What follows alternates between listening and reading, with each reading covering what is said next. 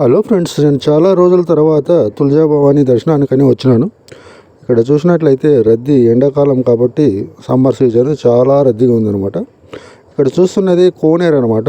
ఇక్కడ తల స్నానాలు కానీ చేసేసి ఇక్కడ దర్శనానికి అనేది పోవడం అంటూ జరుగుతుంది భక్తాదులందరూ.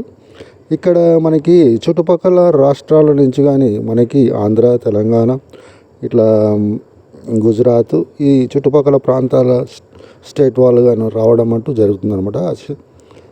మెయిన్ తులజా భవానీకి మరాఠాస్లో చాలామంది ఇళ్ళల్లో అమ్మవారిని కొలుస్తారనమాట. ఇక్కడ చూస్తున్న ఆమెకి అమ్మవారు వచ్చిందనమాట.